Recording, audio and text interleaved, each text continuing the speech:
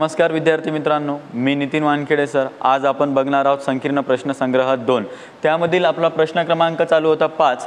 तर त्यामधील 5वा प्रश्न काय म्हणतोय ते समजून घेऊयात आपण। पहा, असे वर्गसमीकरण तयार करा की ज्याचे मूळ खालीलप्रमाणे आहेत। म्हणजे काय सांगायला आहे, खाली आपल्याला काय दिलेलं आहे या प्रश्नामध्ये मूळ दिलेले आहेत 10 आणि -10। म्हणजे आपल्याला काय करायचं, या दोन मुळांपासून असं वर्गसमीकरण तयार करायचं आहे। कोणतं वर्गसमीकरण तयार करण्याच्या फॉर्म्युल्यामध्ये आपण ह्या किमती ठेवणार, म्हणजे हे दोन मूळ ठेवणार आणि वर्गसमीकरण मिळवणार। म्हणजे आता काय म्हणायले, वर्गसमीकरण तयार करणारा सूत्र तुम्हाला माहिती आहे आणि दोन मुळे माहिती आहेत। ते दिलेले काय दिलेले आहे, दोन मुळ 10 आणि -10 दिलेले आहेत। मग आपण मुळे दिले त्यांना कशा पद्धतीत लिहित असतो, अल्फाच्या आणि बीटाच्या।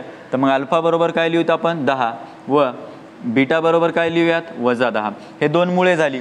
तर मग या दोन मुळापासून आपल्याला काय करायचं आहे, वर्गसमीकरण तयार करायचं आहे। मग आपण काय करूयात, आता या दोन मुळांच्या मदतीनं, तर आपल्याला फॉर्म्युला माहिती होता, काय होता दोन मुळांचा अधिक आणि वजावाला फॉर्म्युला, तर ते माहिती आहे। वर्गसमीकरण तयार करणारा सूत्र आठवत नसेल तर ते पहा। वर्गसमीकरण कसं होत असते, x वर्ग अधिक alpha plus beta into x plus alpha into beta बरोबर 0। आपल्याला या वर्गसमीकरणाच्या सूत्रामध्ये ह्या किमती बनवायच्या आहेत। दिलेल्या दोन मुळापासून या पद्धतीत वर्गसमीकरण तयार करायचं आहे। ठीक आहे, तर मग पहा, अल्फा प्लस बीटा, तर अल्फाची किंमत किती दिलेली आहे तुम्हाला 10 आणि अधिक बीटाची किंमत किती दिलेली आहे -10। तर मी या दोन्ही किमती ठेवल्या अल्फा प्लस बीटाच्या, तर उत्तर किती मिळायला लागलं ते पहा। 10 अधिक आहे आणि 10 वजा आहे, तर अधिक वजा कटलंय 0 उत्तर आलंय। आता पहा बरं, अल्फा इंटू बीटा बरोबर अल्फाची किंमत किती आहे 10 इंटू बीटाची किंमत किती आहे -10। पहा 10 गुणिला -10 म्हणलं तर किती व्हायला लागले -100। आता मी असं का करायला लागलो, तर सूत्र काय सांगितलं तुम्हाला पहा, वर्गसमीकरण तयार करणारं की x वर्ग पाहिजे वजा अल्फा प्लस बीटा पाहिजे, म्हणून मी अल्फा प्लस बीटाचा फॉर्म्युला यूज केला। नंतर अल्फा इंटू बीटाही पाहिजे, म्हणून अल्फा इंटू बीटाचा पण यूज करायला लागलो आहे। मग अल्फा प्लस बीटा पहिले आहे, तर अल्फा प्लस बीटा ठेवला। अल्फाची किंमत माहिती होती व बीटाची किंमतही माहिती होती, म्हणून अल्फा आणि बीटाच्या किमतीच्या ठेवल्या, तर अल्फा प्लस बीटा आपल्याला काय मिळायला लागला 0। मग इथं पहा, अल्फा इंटू बीटा आपल्याला प्रश्नात दिलेला आहे, ते पण सोडवायचं आहे। अल्फा इंटू बीटा, तर अल्फाची किंमत माहिती आहे 10 आणि बीटाची किंमत आहे -10। या दोघांचा गुणाकार केला तर -100 मिळायला लागले। मग आपण काय करणार, आता या दोन्हीच्या फॉर्म्युल्याच्या मदतीनं वर्गसमीकरण तयार करणारं सूत्र घेऊयात। वर्गसमीकरण तयार करणारे सूत्रे, वर्गसमीकरण तयार करणारा करणारे सूत्र काय होतं, वर्गसमीकरण तयार करणारे सूत्र आता सांगितलं तिथंच लिहून आहे। x वर्ग वजा alpha plus beta into x plus alpha into beta बरोबर 0। तर मग पहा, x वर्ग वजा अल्फा प्लस बीटा काय दिलेला आहे, अल्फा प्लस बीटाची किंमत किती दिलेली आहे 0 आणि हा x, ते 0x प्लस अल्फा इंटू बीटाची किंमत इथंच काढली, किती काढलेली आहे -100 ठेवली बरोबर 0। तर पहा, x वर्ग 0 लिहिलं नाही तरी चालते। मग पहा, अधिक वजा काय झाला वजा बरोबर -100 बरोबर 0। तर आपल्याला इथं आपल्याला किंमत मिळायला लागली पहिल्या प्रश्नाची। पहा काय केलं आहे, परत लक्ष द्या एकदा। आपल्याला प्रश्न काय सांगालता की असे वर्गसमीकरण तयार करा की ज्याचे मुळे खालीलप्रमाणे आहेत। म्हणजे आपल्याला खाली प्रश्नामध्ये मुळे दिलेली आहेत आणि या दोन मुळांच्या मदतीनं मी वर्गसमीकरण तयार करत आहोत। तर वर्गसमीकरण तयार करणारं सूत्र काय होतं, x वर्ग वजा alpha plus beta into x plus alpha into beta बरोबर 0 असा दिलेला आहे आणि आपल्याला मुळे दिलेली आहे। तर मुळे हे दोन मुळे आहेत, तर आपण मुळांना कसं लिहित असतो, अल्फा आणि बीटा या नावाने लिहितो। तर मग अल्फा बरोबर 10 दिला आणि बीटा बरोबर -10 लिहिला। मग आपण अल्फा प्लस बीटाचा फॉर्म्युला माहिती आहे, मग त्या मुळांचा अल्फा प्लस बीटाचा फॉर्म्युला घेतला आहे। अल्फाची किंमत ठेवली, बीटाची किंमत ठेवली व अल्फा इंटू बीटा, परत त्याच्यामध्ये पण अल्फा इंटू बीटाच्या याच्यातही बी अल्फा आणि बीटाची किंमत ठेवली, परत गुणाकार केला। मग ह्या दोन किमती मिळाल्या। मग आपण काय केलं, वर्गसमीकरण तयार करणाऱ्या सूत्रामध्ये ह्या किमती ठेवायलो। तर वर्गसमीकरण तयार करणारं सूत्र काय होतं, x वर्ग वजा alpha plus beta into x आहे प्लस अल्फा इंटू बीटा बरोबर 0 आहे। तर x वर्ग जशाला तसा वजा अल्फा प्लस बीटाची किंमत आपण काढली, किती आली ती 0 ठेवून दिली आणि x सोबत आहे ते x, अल्फा इंटू बीटाची किंमत आपण -100 ठेवली, झालं। मग x वर्ग 0 आहे म्हणून लिहायची गरज नाही त्या टर्मला, अधिक वजा झाला -100। मग अशा प्रकारे आपण काय केलं आहे, प्रश्न क्रमांक पहिला या 5व्यामधला पहिला प्रश्न सोडवला। यानंतर दुसरा प्रश्न पहा काय म्हणतोय ते पाहूयात।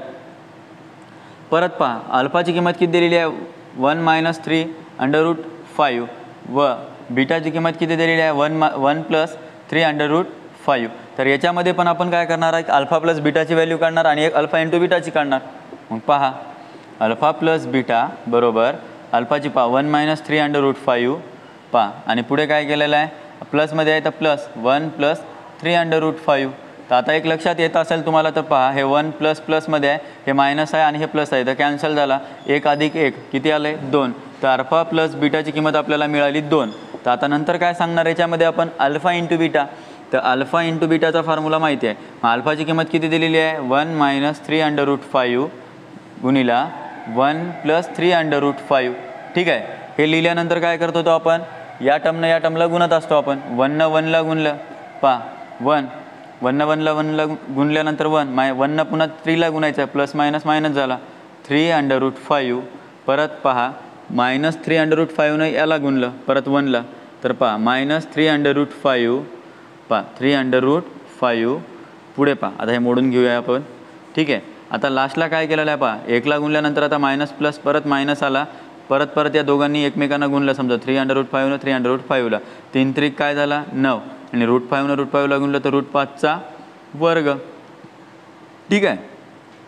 तर 1 मायनस, आता मायनस मायनस आहे, मायनस मायनस आहे तर प्लस झाला, 3 3 काय झाले आता 6 आणि हे काय झालं आता अंडर रूट. तर बघा डबल टर्म यायला लागली, रिपीट आहे. तर सरळ एवढं तुम्हाला जर लक्षात येत नसेल, अशा 2 टर्म दिलेल्या असतील तर तुम्ही असं न करता असंही करू शकता. 1 ने 1ला गुणलं तर 1चा वर्ग करा वजा 3√5 याचा वर्ग करून घ्या. सोप्यात सोपं, कारण दोघांचा पण काय व्हायला लागला गुणाकार व्हायला लागला. मग आता पहा काय व्हायला लागलं, 1चा वर्ग 1 यायला, 3चा वर्ग 9 यायला लागला आणि √5चा वर्गमूळ काढल्यानंतर काय होईल आपल्याला माहितीच आहे, काय उरते फक्त 5. तर पहा 1 वजा 9 5 45, तर वजा 45मधून 1 गेला तर किती राहिले वजा 44. उत्तर सोप्या आणि एकदम सुटीत भाषेमध्ये काढलं आहे. काय केलं पहा, काय करायलो आहे 1 मायनस 3√5 दिलेला आहे आणि गुणिलामध्ये 1 प्लस 3√5 दिलेला आहे. एक प्लसमध्ये आहे आणि एक मायनसमध्ये आहे आणि यांचा गुणाकार आहे. तर आपण सरळ त्या दोघांचा काय करू शकतो वर्ग करतो. आपल्याला फॉर्म्युला शिकवलेला आहे एचा वर्ग बीचा वर्ग. हे कधी लिहित असतो, एक जर ए प्लसमध्ये असेल आणि एक मायनसमध्ये असेल तर ह्या टर्म दिलेल्या आहेत आपल्याला ए प्लस बी आणि मायनस बीच्या फॉर्मनुसार. एक प्लसमध्ये आहे पहा, एक प्लसमध्ये आहे आणि एक मायनसमध्ये आहे, तर त्याला या पद्धतीत लिहू शकतो. म्हणून यांचा पहिल्या टर्मचा वर्ग वजा दुसऱ्या टर्मचा वर्ग केला, नंतर आपण व्हॅल्यू काढून घेतली. तर पहा अल्फा इंटू बीटाची मिळाली. तर वर्ग समीकरण तयार करणारं सूत्र काय सांगते, वर्ग समीकरण तयार करणारे सूत्र पहा. सूत्र काय आहे आपलं ते समजून घ्या. आता सांगितलं मी काय म्हणलं होतं, एक्सचा वर्ग वजा alpha plus beta into x plus alpha into beta बरोबर 0. हे झालं सूत्र. तर मग एक्सचा वर्ग वजा अल्फा प्लस बीटाची किंमत किती आलेली आहे 2 आणि हा गुणिला एक्स आहे तर एक्स. लक्षात येत नसेल त्याला बॉक्स करून घेत चला किमती ठेवताना. पहा इथं काय अल्फा इंटू बीटाची किंमत होती आपली. ठीक आहे वजा 44. तर मग पहा इथं एक्स लिहिल्यानंतर पहा प्लस अल्फा इंटू बीटाची किंमत किती आहे वजा 44 आहे बरोबर 0. तर खालच्या ओळीत लिहा एक्सचा वर्ग वजा 2x झाला. पहा अधिक वजा काय व्हायला लागला आहे वजा 44 बरोबर 0. तर हे आपण काय केलेलं आहे सोडवलेलं आहे. तर अशा प्रकारे आपल्याला काय केलेलं आहे दुसरा प्रश्न पण काय झाला मिळायला लागला आहे. तर यानंतर शेवटचा प्रश्न पहा, आपल्याला काय करायचं आहे याला पण वर्ग समीकरण तयार करायचं आहे. मग आपण काय करूयात याला पण सोडवून घेऊयात. तर पहा पहिला दिलेला 0 किंमत काय असतो तो आपला अल्फा आणि दुसरी किंमत काय बीटा. मग पहा आपण काय केलं अल्फा व बीटाची किंमत लिहिली. नंतर काय करायचं आहे सेम तेच फॉर्म्युला. मग आपण काय करणार यामध्ये पण काय करणार पहा अल्फा प्लस बीटा हाच फॉर्म्युला यूज केला आहे. तर अल्फाची किंमत 0 आहे, बीटाची किंमत 7 आहे. तर आपल्याला काय व्हायला अल्फा प्लस बीटाची किंमत किती मिळायला लागली 7 मिळायला लागली. लक्षात आलं 7 झाली. नंतरचा फॉर्म्युला काय सांगशाल अल्फा इंटू बीटा सांगा. तर काय व्हायला अल्फाची किंमत आहे 0, बीटाची किंमत आहे 7, तर 0 झाली. एकदम सोपं उत्तर होतं. मग आता वर्ग समीकरण तयार करणारं सूत्र वापरा. वर्ग समीकरण तयार करणारे सूत्र काय सूत्र होतं आपलं आठवा. आता शिकवलं आहे मी काय होतं एक्सचा वर्ग वजा alpha plus beta into x plus alpha into beta बरोबर 0. हे आपलं काय आहे वर्ग समीकरण तयार करणारं सूत्र आहे. ठीक आहे. मग याच्यामध्ये किमती ठेवा एक्सचा वर्ग वजा अल्फा प्लस बीटाची किंमत किती आलेली आहे 7. इथं 7 ठेवली आणि गुणिला एक्स होता तर हा एक्स अधिक अल्फा इंटू बीटाची किंमत काढली. पहा अल्फा इंटू बीटाची किंमत किती निघालेली आहे 0. तर हे झालं 0 बरोबर 0. तर मग खालच्या वेळेत लिहून घ्या एक्सचा वर्ग वजा 7x बरोबर 0. तर अशा प्रकारे काय केलं आपण तिसऱ्या प्रश्नाचं पण काय केलेलं आहे उत्तर मिळवलेलं आहे. ठीक आहे. तर पहा अशा प्रकारे आपण प्रश्न क्रमांक 5 काय केलेला आहे प्रश्न सोडवलेला आहे. तर तिन्ही प्रश्न आपण स्क्रीनवर सोडवलेले आहेत, तर व्यवस्थित स्क्रीनशॉट काढून घ्या आणि यानंतर आपण प्रश्न क्रमांक 6 बघूयात. ठीक आहे, लक्ष द्या. आपला प्रश्न क्रमांक 6 चालू आहे. तर प्रश्न क्रमांक 6 काय म्हणतो पहा, खाली दिलेल्या वर्गसमीकरणांच्या मुळांचे स्वरूप ठरवा. तर आपल्याला दिलेले काय आहे तर वर्गसमीकरणं आहेत आणि या वर्गसमीकरणाच्या मदतीने आपण मुळांचे स्वरूप काय करणार आहोत, ठरवणार आहोत. आता मुळाचे स्वरूप ठरवत असताना आपण काय मुळांच्या कंडिशन शिकल्या होत्या. ठीक आहे, तर काय होत्या पहा, पहिली डेल्टावाली होती. डेल्टालाच आपण काय म्हणत असतो, बीचा वर्ग वजा 4ac म्हणत असतो. बरोबर, याच्या 3 गोष्टी होत्या, जे की डेल्टा बरोबर जर 0 मिळत असेल तर आपण काय सांगितली होती, तर ते मुळाचे स्वरूप वास्तव व समान सांगितले होते. ठीक आहे, जर डेल्टा मोठा येत असेल 0पेक्षा तर त्या मुळाचे स्वरूप सांगितले होते वास्तव व असमान. जर डेल्टा लहान येत असेल 0पेक्षा, म्हणजे इथं डेल्टाची किंमत निगेटिव्हमध्ये आली तर आपण वास्तव संख्या नाही असं सांगत होतो. ठीक आहे, तर या तिन्ही फॉर्म्युलेच्या मदतीनं या स्वरूप आपण काय करूयात, मुळांचे ठरवूयात. तर पहिले पहा, तुम्हाला एक वर्ग समीकरण दिलेलं आहे. तर वर्ग समीकरण जशाला तसं पहिले काय करूयात, लिहून घेऊयात. ठीक आहे, मग यांना काय करूयात, आता नंतर आपल्याला मुळाचे स्वरूप ठरवायचे आहे, म्हणजे डेल्टा काढायचा आहे. डेल्टा म्हणजेच कोण, b² वजा 4ac फाइंड आउट करायचा आहे. तर मग आपल्याला पहिले दिलेल्या समीकरणाची काय करूयात, आपण तुलना करूयात. पहा, ची तुलना कोणासोबत करूयात, सामान्य रूपासोबत. मग आपलं सामान्य रूप आपल्याला माहिती होतं, कोण होतं, ax² अधिक bx अधिक c बरोबर 0 c करू. ठीक आहे, हे आपण सांगलेलंच आहे. मग मला सांगा, याच्यामध्ये एची किंमत किती यायला लागलेली आहे, 3, बीची किंमत किती आलेली आहे, वजा 5 आणि सीची किंमत किती आलेली आहे, 7. ठीक आहे, मग आपण यानंतर काय करत होतो, सूत्र वापरत होतो. काय होतं, डेल्टा बरोबर बीचा वर्ग वजा 4ac. या सूत्रानुसार आपण डेल्टा सांगणार, मुळाचे स्वरूप ठरवणार. मग डेल्टाची किंमत किती आहे पाहून घ्या. आता डेल्टामध्ये आपण बीची किंमत ठेवणार आहोत. बी किती दिलेला आहे, वजा 5 चा वर्ग. ठीक आहे, वजा 4. एची किंमत किती आहे, 3, इथं 3 ठेवलं आहे. सीची किंमत किती आहे, 7, तर इथं काय केली आपण, 7 ठेवली. ठीक आहे, तर मग 5चा वर्ग किती व्हायला लागला आहे, 25 वजा, मग 4 ने 3 ला गुणा, 4 त्रिकम 12, 12 ने या 7 ला गुणा, किती व्हायले, 84. मग वजा 84 मधून 25 गेले तर किती उरले, सांगून टाका. वजा 84 मधून 25, सॉरी, वजा 84 मधून 25 गेले, बरोबर आहे. तर वजा 59. मग तुम्हाला लक्षात यायला लागले की डेल्टाची किंमत निगेटिव्ह मिळाली, म्हणजे डेल्टा या 0पेक्षा काय झाला, लहान झाला. तर हे मुळे वास्तव आहेत का, नाही. तर मग आपण काय सांगणार की मुळे वास्तव नाहीत. काय नाही तर मुळे वास्तव नाहीत. ठीक आहे, वास्तव नाहीत. ठीक आहे, मग आपण इथं पुढचा आता क्वेश्चन समजून घेऊयात. इथं तुम्हाला दिलेला प्रश्न आहे, त्याला सोडवा. दिलेलं समीकरण आहे, पहिले लिहून घ्या आणि नंतर याचं काय करा, तुलना करा. पहा, मग आपण काय करू, ची तुलना कोणासोबत करत आहोत आपण, ax² अधिक bx अधिक c बरोबर 0 c करू. मग आता याच्यातून a b cच्या किमती सांगा मला. a b cच्या किमती काय आहेत, a ची किंमत किती आहे, √3 आहे. b ची किंमत किती आहे, आता इथं x दिलेला आहे, लक्षात घ्या. आपण इथं काय सांगणार, आता इथं 2√x आपल्याला असा क्वेश्चन दिलेला आहे, उलटं लिहिला गेला हा प्रश्न. तर इथं थोडंसं क्वेश्चन चुकीचा झाला. तर इथं किंमत काय असेल पहा, √2x असेल, √2x. ठीक आहे, तर √2x असेल तर बीची किंमत किती झाली, √2 आणि सीची व्हॅल्यू पहा, वजा 2 वर्गमुळात 3. ठीक आहे, आपण लिहिलं गेलं. मग आता याची तुलना करत असताना तुलना केली, एच्या बीच्या किमती ठेवल्या, नंतर फॉर्म्युल्यामध्ये ठेवून द्या किमती. डेल्टा बरोबर बीचा वर्ग वजा 4ac आहे. ठीक आहे, तर बीची किंमत ठेवा, वर्गमुळात 2 ब्रॅकेटचा वर्ग वजा 4, एची किंमत किती आहे, वर्गमुळात 3 आणि सीची किंमत पहा काय दिलेली आहे, वजा 2 वर्गमुळात 3. ठीक आहे, इथपर्यंत आपण लिहून घेतलं आहे, बरोबर.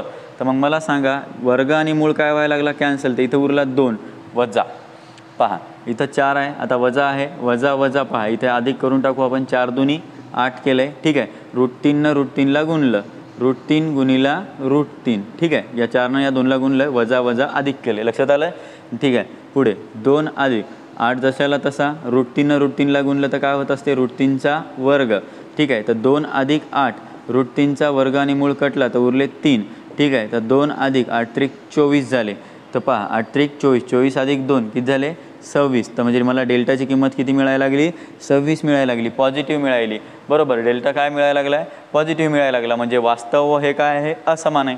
डेल्टा बरोबर 0 आला का, नाही. डेल्टा बरोबर पॉझिटिव्ह, म्हणजे डेल्टा मोठा आहे, म्हणजे डेल्टाची किंमत पॉझिटिव्ह आहे. तर हे काय होईल, वास्तव व असमान. मग तुम्ही सांगा, मुळे वास्तव व असमान आहेत. मुळे वास्तव व असमान आहे. ठीक आहे, हे झालं. अशा प्रकारे आपण काय केलेले आहे तर प्रश्न क्रमांक 6 मधील 2 प्रश्न सोडवलेले आहेत. यानंतरचा यामधील शेवटचा प्रश्न आपण लगेच बघूयात. या प्रश्नाचं स्क्रीनशॉट काढून घ्या. लक्ष द्या. हा आपला प्रश्न क्रमांक 6 मधील शेवटचा प्रश्न 3 नंबरचा आहे, तो आपण बघूयात. तर प्रश्न काय म्हणला आहे ते पाहून घ्या. यमचा वर्ग वजा 2m अधिक 1 बरोबर 0 यांचं पण काय करायचं आहे, मुळाचं स्वरूप ठरवायचं आहे. तर मग आपण काय करूयात, या समीकरणाला पण काय करूयात, तुलना करून घेऊयात या समीकरणाची पण. मग मला सांगा काय होईल. आता तुलना करत असताना काय म्हणणार आपण, समीकरण दिलेलं आहे जसं तसं लिहून घेऊयात. वजा 2m अधिक 1 बरोबर 0 ची तुलना कशासोबत करणार आपण, सामान्य रूपासोबत. ची तुलना ax वर्ग अधिक bx अधिक c बरोबर 0 c करू. ठीक आहे, c करू. मला सांगा याच्यामध्ये a b c च्या किमती कोणत्या आहेत. a ची किंमत किती आहे, मग 1 आहे, m म्हणजे 1 आहे, b ची किंमत वजा 2 आणि c ची किंमत किती आहे, 1च आहे. ठीक आहे. ह्या लिहिल्यानंतर आपण काय सांगत होतो, डेल्टाची किंमत. तर डेल्टा बरोबर b चा वर्ग वजा 4ac. तर ठीक आहे, b ची किंमत ठेवत असताना काय ठेवलं नाही तर पहा वजा 2 आणि ब्रॅकेटचा वर्ग वजा 4. a ची किंमत किती आहे, 1 ठेवली आणि c ची किंमत किती आहे, 1. ठीक आहे. वजा 2चा वर्ग काय झाला, 4 वजा 4 1 4 आणि हा परत 1 आहे, तर 4 1 4च. ठीक आहे. पहा 4 वजा 4 काय व्हायला लागला आहे, 0. तर डेल्टाची किंमत किती मिळाली तुम्हाला इथं, 0 मिळाली. जर डेल्टा बरोबर 0 होत असेल तर मूळ्याचं स्वरूप काय होईल, वास्तव व समान होईल. मग पहा इथं लिहा डेल्टा बरोबर 0 झाला तर मुळे वास्तव व समान आहेत. मुळे वास्तव व समान. ठीक आहे, मुळे वास्तव व समान आहे. झालं. तर इथपर्यंत झाल्यानंतर आपलं इथेच आपला काय झाला, प्रश्न क्रमांक 6 पूर्ण झाला.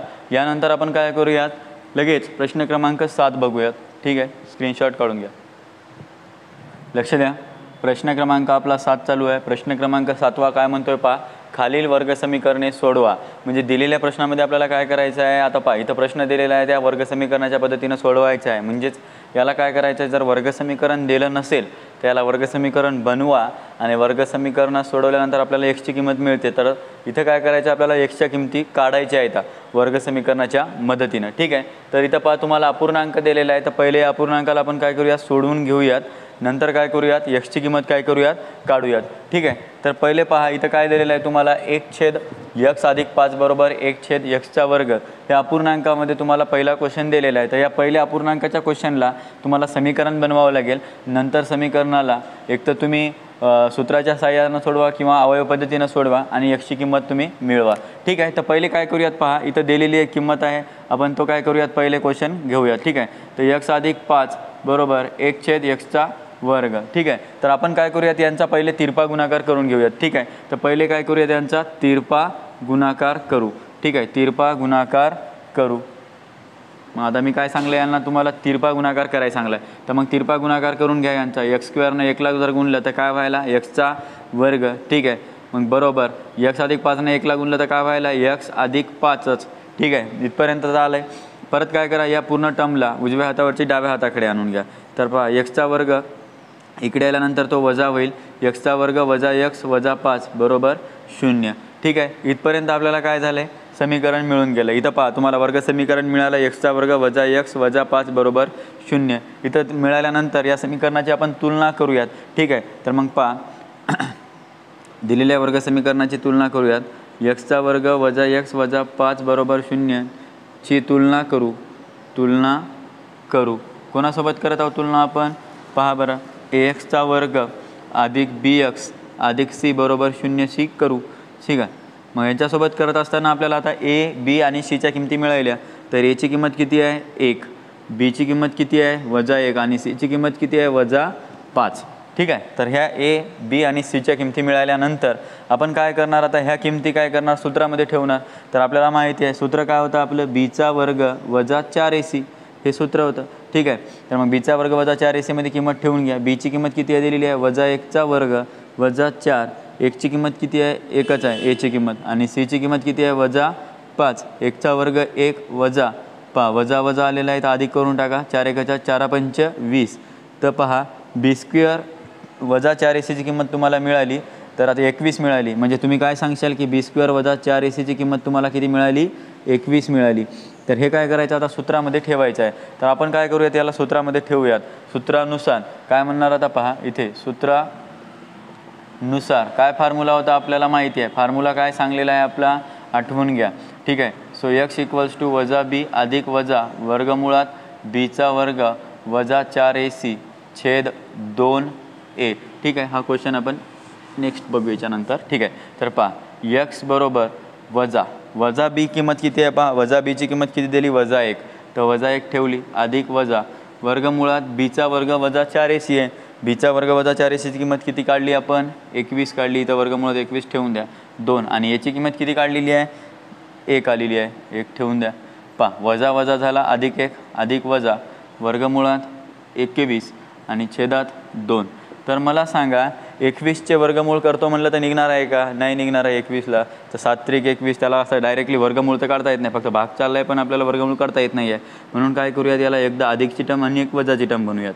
तर एक्स अधिक वर्गमुळात 21 छेद 2 हे एक अधिकची टर्म बनवली एक्सची आणि दुसरी एक एक्सची किंमत काय होईल मग पहा एक्स बरोबर 1 वजा वर्गमुळात 21 छेद 2. तर हे झाली एक्सची किंमत दुसरी. तर अशा प्रकारे आपण काय केलेलं आहे पहिला प्रश्न मिळवलेला आहे. काय केलेलं आहे पहा वर्ग समीकरणाच्या पद्धतीनं सोडवलेलं आहे. दिलेला अपूर्णांक होता त्याला वर्ग समीकरण बनवलं आहे आणि वर्ग समीकरणाच्या साह्यानं सूत्राच्या मदतीनं मी एक्सच्या किमती काय केलेल्या आहेत काढलेल्या आहेत. आता हे सूत्रानुसार आहे इथे लिहून घ्या बरोबर सूत्रानुसार किंवा सूत्राचा उपयोग करून असंही लिहू शकता. ठीक आहे. तर या पद्धतीमध्ये आपला काय होता पहिला प्रश्न आपण पूर्ण केलेला आहे. यानंतर आपण प्रश्न क्रमांक 2 बघूयात. ठीक आहे. स्क्रीनशॉट काढून घ्या. पहा प्रश्न क्रमांक आपला कितवा चालू आहे आता प्रश्न क्रमांक 2 चालू आहे. तर प्रश्न क्रमांक 2 काय म्हणतोय पहा एक्सचा वर्ग वजा 3x छेद 10 वजा 1 छेद 10 बरोबर 0. या प्रश्नाला पण काय करायचं आहे वर्ग समीकरणाच्याच पद्धतीनं काय करायचं आहे सोडवायचं आहे. म्हणजे इथं अपूर्णांकामध्ये तुम्हाला माहिती आहे छेदामध्ये काय दिलेले 10 दिलेले आहे. तर याला पहिले समीकरण बनवून घेऊयात. ठीक आहे. तर पहिले या समीकरणाला काय करा सोडवा.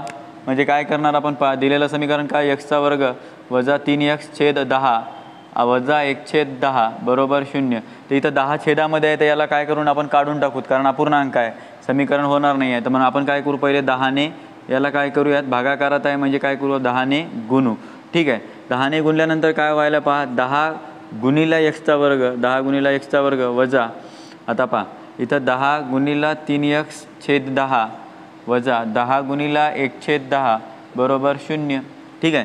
तर मग इथं काय झालं आहे 10xचा वर्ग इथं गुणलंच आपण लक्षात घ्या 10नं गुणलेलंच आहे. 10xचा वर्ग हे 10 आणि हे 10 कटले तर उरले 3x वजा हा 10 आणि हा 10 पण कटला गुणाकार भागाकार गेला. मग पहा इथं काय उरलं समीकरण 10xचा वर्ग वजा 3x वजा 1 बरोबर 0. इथं समीकरण तुम्हाला मिळायला लागले आणि या समीकरणाला तुम्ही अवयव पद्धतीनं सोडवून घेऊ शकता. याला काय करू आपण आता सरळ सरळ अवयव पद्धतीनं ज्या प्रश्नाला काय करूयात सोडवूयात.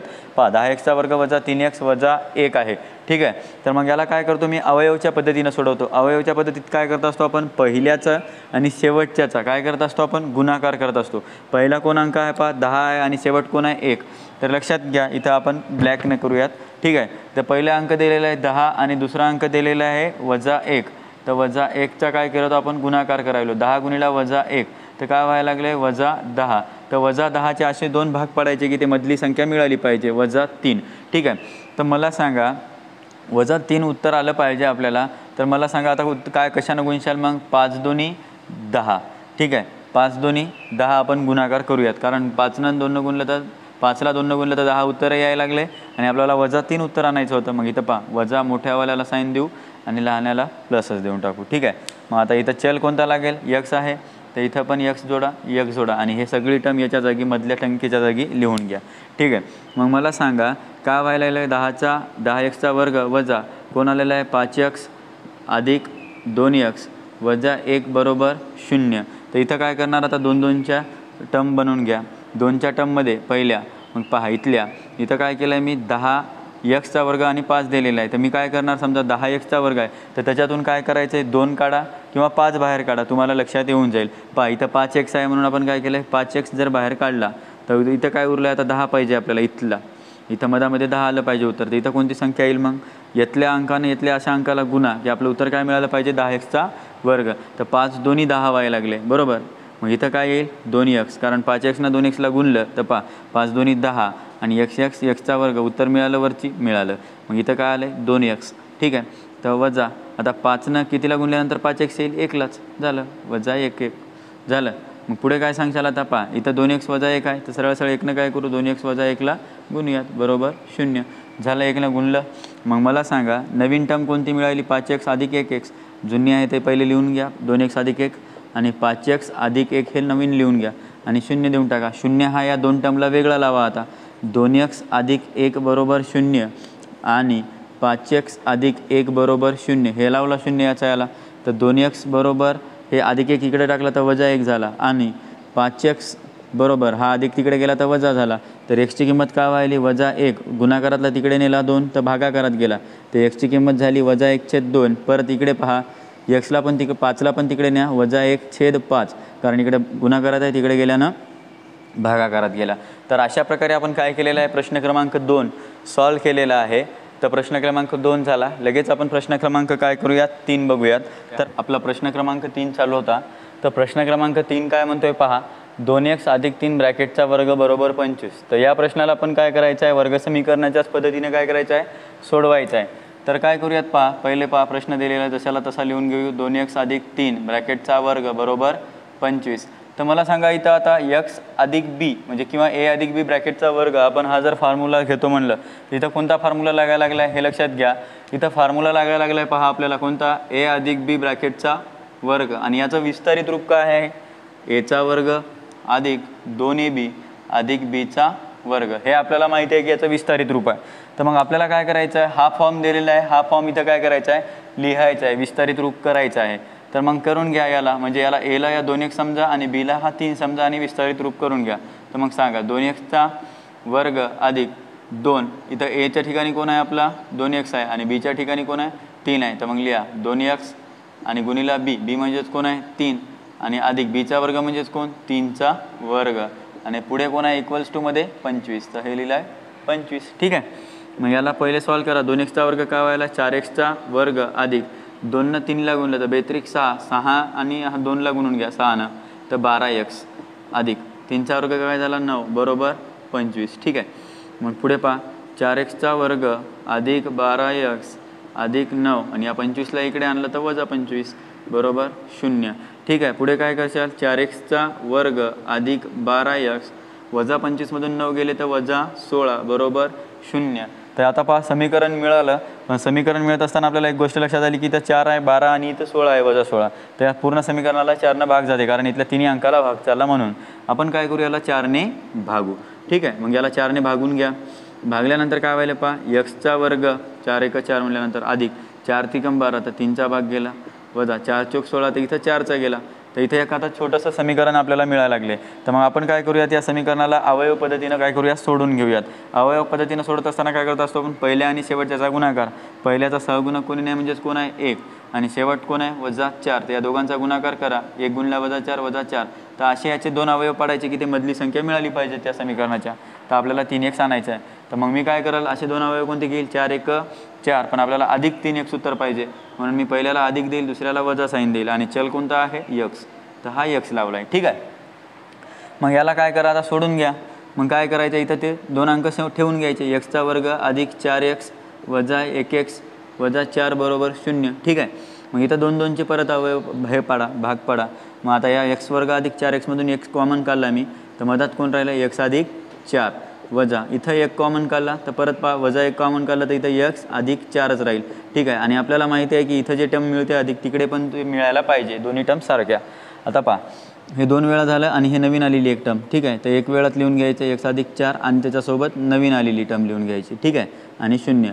तर यांचा याला 0 लावा. आता दोन्ही टर्मला x अधिक 4 बरोबर 0 आणि x वजा 1 बरोबर 0. या दोघांचाही 0 ज्याचा त्याला लावला. तर आता पहा इथे लिहून घेऊ फायनल आन्सर. तर अधिक 4 तिकडे टाकला तर काय व्हायला लागला, x बरोबर वजा 4 ही आपल्याला एक किंमत मिळायला लागली आणि दुसरी कोणती व्हायला लागली, वजा 1 तिकडे टाकला तर x बरोबर अधिक 1 हे अशी एक किंमत मिळाली.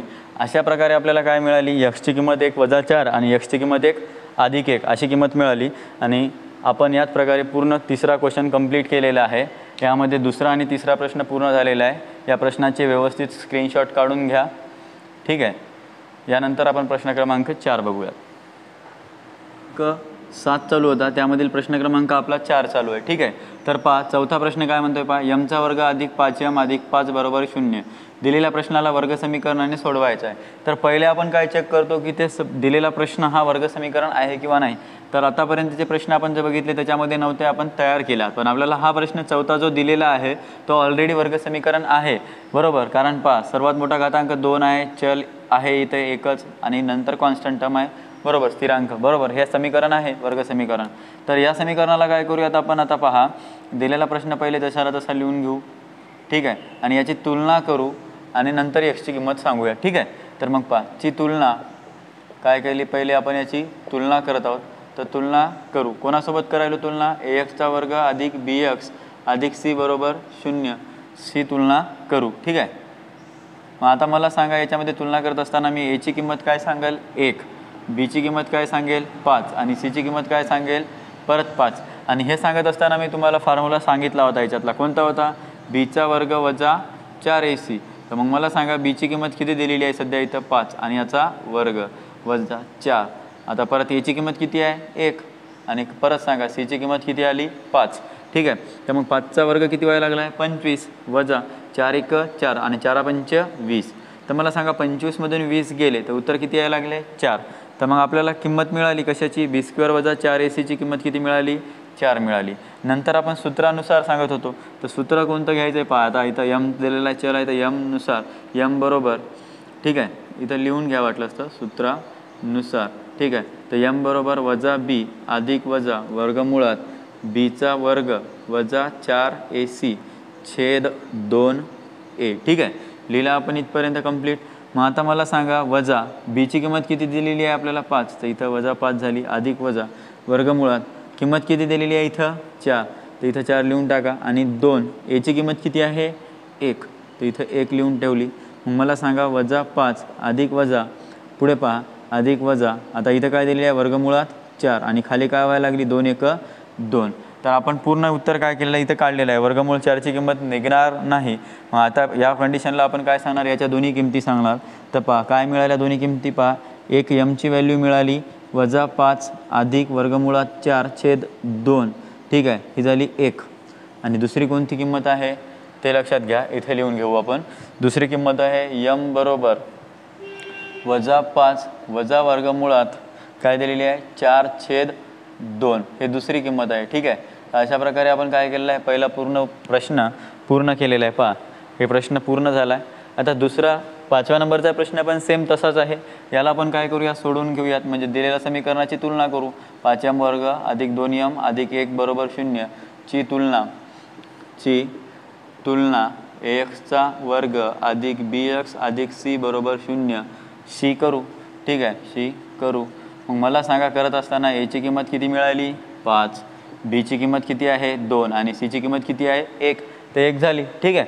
मग आता काय सांगणार आपण, b चा वर्ग वजा 4ac हे किंमत सांगत होतो, तर मग याच्यात किमती ठेवा. b ची किंमत ठेवली 2, ब्रॅकेटचा वर्ग ठेवला, परत वजा 4, a ची किंमत किती आहे 5, 5 ठेवला याच्यात, ठीक आहे. परत पहा, आणि c किती आहे 1, तर याच्यात 1 बी ठेवला. मग मला सांगा 2चा वर्ग किती व्हायला लागला आहे 4 वजा 4 5 4 1 4 आणि 4 5 20, तर इथं 20 झालं आहे. तर मला सांगा 20 वजा 20 मधून 4 गेले तर इथं किती उरलं आहे वजा 16. उत्तर किती आलं आहे वजा 16. कशाचं उत्तर आलं आहे, वजा bचा वर्ग वजा 4ac ची किंमत आली वजा 16, ठीक आहे. मग सूत्रानुसार इथं चल कोणता वापरलेला, mच वापरला, तर m बरोबर वजा b अधिक वजा वर्गमुळात bचा वर्ग वजा 4ac छेद 2a, हे झालं आपला फॉर्म्युला. मग याच्यात किमती ठेवा, काय व्हायला लागलं आहे वजा. मग आता b ची किंमत किती आहे 2 अधिक वजा वर्गमुळात, आता किंमत किती मिळाली तुम्हाला वजा 16 मिळाली, वजा 16, ठीक आहे, छेद 2. a ची किंमत किती आहे 5, 5 ठेवली. मग मला सांगा m बरोबर वजा 2 अधिक वजा वर्गमूळ निघते का याचं, वजा 16चं कधीही वर्गमूळ निघत नसते. मग लक्षात ठेवा की वजा 16 जशाला तसा, तर 2 पंचे 10. तर मला सांगा आता इथं भाग पडायला लागला आहे, कारण याच्यामध्ये वजा 2 आहे आणि खाली काय आहे 10 आहे. जर भाग देतो म्हटलं तर निघते, पण आपण काय करूयात, याला देण्याऐवजी आपण जशाला तसं ठेवून देऊयात. तर याच्या किमती काय होतील मग ते पाहून घ्या. तर m बरोबर, याला काय करू, एकदा अधिक आणि एकदा वजामध्ये लिहू. तर m बरोबर वजा 2 अधिक वर्गमुळात वजा 16 छेद 10, हे झाली एक किंमत. आणि दुसरी किंमत काय आहे पहा, आणि दुसरी किंमत पहा m बरोबर वजा 2 वजा वर्गमुळात 16 छेद 2 हे झाली आपली दुसरी किंमत. ठीक आहे. तर अशा प्रकारे आपण काय केलेलं आहे, दोन्ही प्रश्न काय केलेले आहे इथं सोडवलेले आहेत आणि दोन्ही प्रश्न कंप्लीट झालेले आहे. आणि या प्रश्नांचा तुम्ही व्यवस्थित स्क्रीनशॉट काढून घ्या. आणि यानंतर आपण प्रश्न क्रमांक 6 बघूयात. 7व्या प्रश्न. आपला प्रश्न क्रमांक 7 चालू होता, त्यामधील शेवटचा प्रश्न आहे आपला प्रश्न क्रमांक 6. तर x² वजा 4x वजा 3 बरोबर 0 या प्रश्नाला सोडवायचं आहे आपल्याला. काय म्हणतोय प्रश्न त्या पद्धतीत पहा, वर्ग समीकरणाच्या पद्धतीत सोडवायचा आहे. पण प्रश्न बघून घ्या तुम्ही की वर्ग समीकरण आहे किंवा नाही. तर सध्याच आपल्याला वर्ग समीकरण दिलेलं आहे, तर आपण याची पहिले काय करूयात, तुलना करून घेऊयात समीकरणाची. ठीक आहे. तर मग काय करूयात, x² वजा 4x वजा 3 बरोबर 0 हे आपण पहिले लिहिला आणि या समीकरणाची काय करतो आपण, तुलना करू. ठीक आहे. तुलना करू. काय तुलना करत असताना सामान्य रूपासोबत करत असतो. ax² अधिक bx बरोबर bx अधिक c बरोबर 0. तर मला सांगा याची किंमत किती आहे. मग आता इथं पहा याची किंमत किती आहे 1. आता पुढे पहा वजा 4 दिलेली आहे, हे कोण आहे मग आपली b ची किंमत वजा 4 आणि c बरोबर काय वजा 3. तुम्हाला हे सांगितलेलं आहे. मग आपण याच्यामध्ये काय करतो, तो फॉर्म्युला काय दिला होता b² वजा 4ac बरोबर. आता मला सांगा b ची किंमत किती ठेवशाल याच्यामध्ये वजा 4 आणि त्याचा काय करशाल वर्ग. ठीक आहे. वजा 4चा वर्ग वजा 4 याची किंमत किती आहे पहा बरं 1 आहे आणि c ची किंमत किती आहे वजा 3 आहे. ठीक आहे. तर वजा 3 ठेवली आपण. तर मला सांगा 4चा वर्ग किती झाला 16 वजा, आता हे वजा वजा दिलेला आहे मी डायरेक्ट अधिक करून टाकतो. मग सांगा 4 त्रिकम 12. तर 16 अधिक 12 10 10 20 26 आणि 2 किती व्हायला लागले 28. ठीक आहे. b² वजा 4ac बरोबर 28 आपल्याला काय मिळाली, b² वजा 4ac ची किंमत 28. तर यानंतर आपण काय करतो, सूत्राच्या किमतीमध्ये याची व्हॅल्यू ठेवत होतो, कारण आपल्याला x ची किंमत काढायची आहे. x बरोबर वजा b अधिक वजा वर्गमुळात b² वजा 4ac छेद 2a. ठीक आहे.